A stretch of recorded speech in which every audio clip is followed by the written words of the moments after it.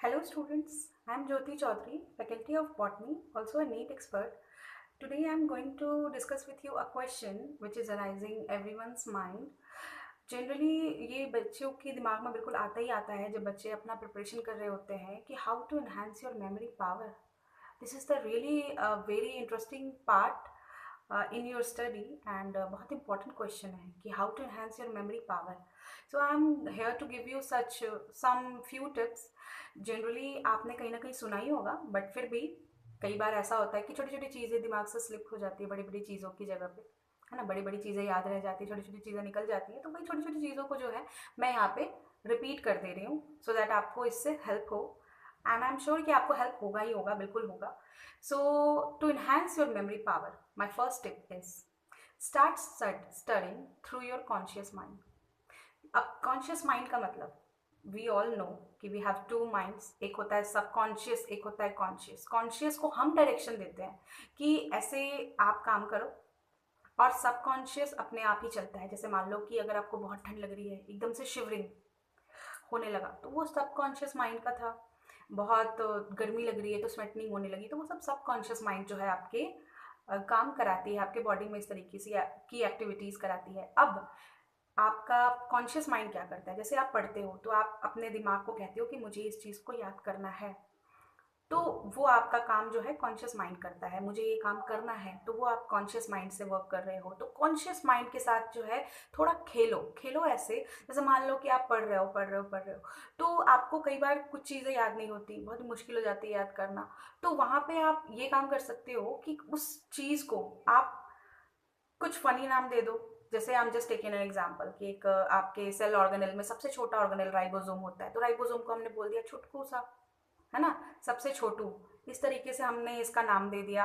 तो इस तरीके से हम लोग आगे भी जो भी चीज़ें होती हैं उसको कुछ ना कुछ इस तरीके से नाम दे सकते हैं. तो जैसे आप नाम देना स्टार्ट करेंगे ना, आप अपना मेमोरी पावर को देखेंगे, आप पीछे से चीज़ों को देखेंगे आगे तक कि आपको वो चीज़ ज़्यादा टाइम तक याद रह रही है. This is fact. ये याद रहती है.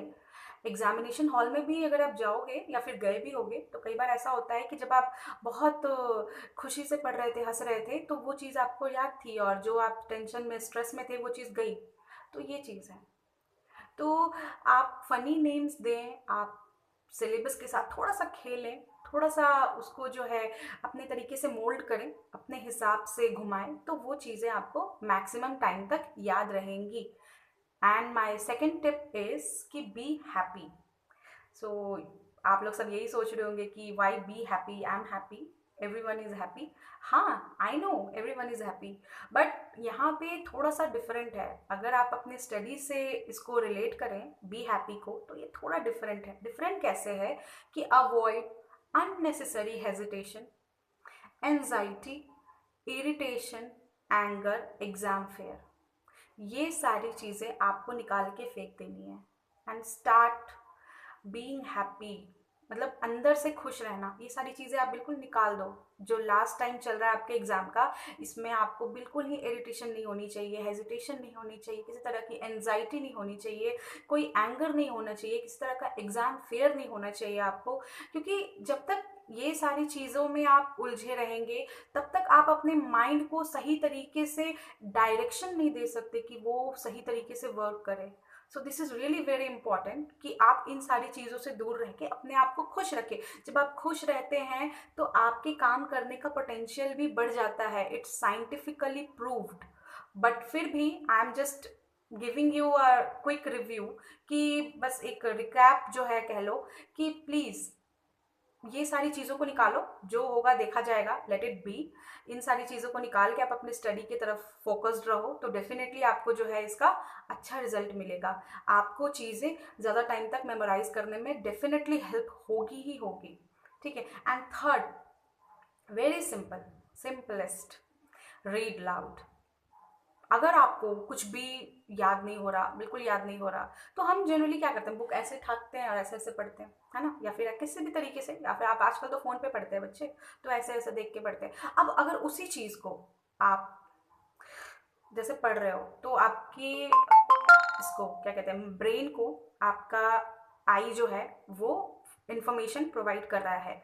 अब अगर आप लाउड बोलेंगे तो आपके ब्रेन को आपकी ईयर्स भी इंफॉर्मेशन प्रोवाइड करने लगेगी। तो जहां आप सिर्फ अपने आईज से अपने ब्रेन को इंफॉर्मेशन प्रोवाइड कर रहे थे, अब दो दो ऑर्गन्स आपके ब्रेन को इन्फॉर्म कर रहा है उस चीज को मेमोराइज करने में।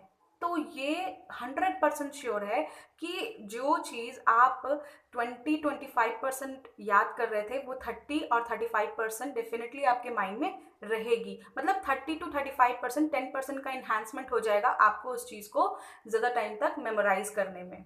So these are the very simple tips जो कि आपको मेमोरी पावर को एनहांस करने में हेल्प करेगा। सबसे पहला कि start studying through your conscious mind. Conscious mind means कि आपको अपने सिलेबस के साथ खेलना है, उसे डिफरेंट डिफरेंट नेम्स देने हैं, उसको अपने डेली वेजेस के साथ इंक्लूड करना है, उसको जोड़ना है।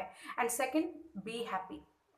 Avoid your anxiety, hesitation, anger, exam fear, everything. Just be happy, be calm and be, कहते हैं ना, एकदम खुश रहना, मज़े से रहना और उसके बाद पढ़ना। तो डेफिनेटली जो है आपका सिलेबस आपकी उम्मीद से ज़्यादा कवर होगा।